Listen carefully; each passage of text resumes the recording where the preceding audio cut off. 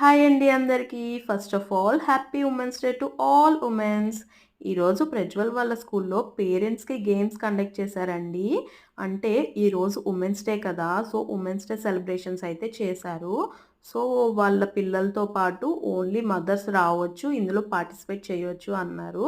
So, ఇందులో ఏంటంటే మనకి డ్రాయింగ్ అని, లెమన్ అండ్ స్పూన్ అని, అలాగే కబడ్డీ చాలా గేమ్స్ అయితే పెట్టారండి. సో, ఆ గేమ్స్ అన్నీ ఆడారు చాలా ఇంట్రెస్ట్‌గా. సో, అంత ఎండగా ఉన్నా సరే అందరూ పార్టిసిపేట్ చేశారు.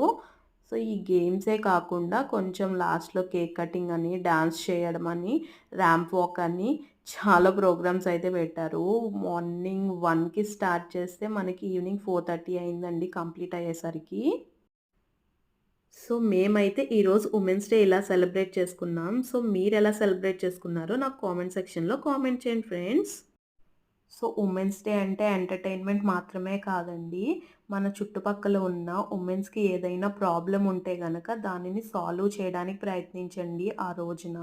సో, ఖచ్చితంగా అలా సాల్వ్ చేస్తే మనం ఉమెన్స్ డే రోజు చాలా పెద్ద విజయం సాధించినట్టే. సో, ఎందుకంటే మనకి మనమే సపోర్ట్ చేసుకోవాలండి. ఇంకెవ్వరు సపోర్ట్ చెయ్యరు. సో, బయట వాళ్ళ నుంచి సపోర్ట్ ఎక్స్‌పెక్ట్ చేసే ముందు మనం ఎంత సపోర్ట్ చేసుకుంటున్నామని ఆలోచించండి. సో, ఫస్ట్ ఆఫ్ ఆల్ ప్రతి ఉమెన్ ఇంకొక ఉమెన్‌కి సాయం చేయాలండి.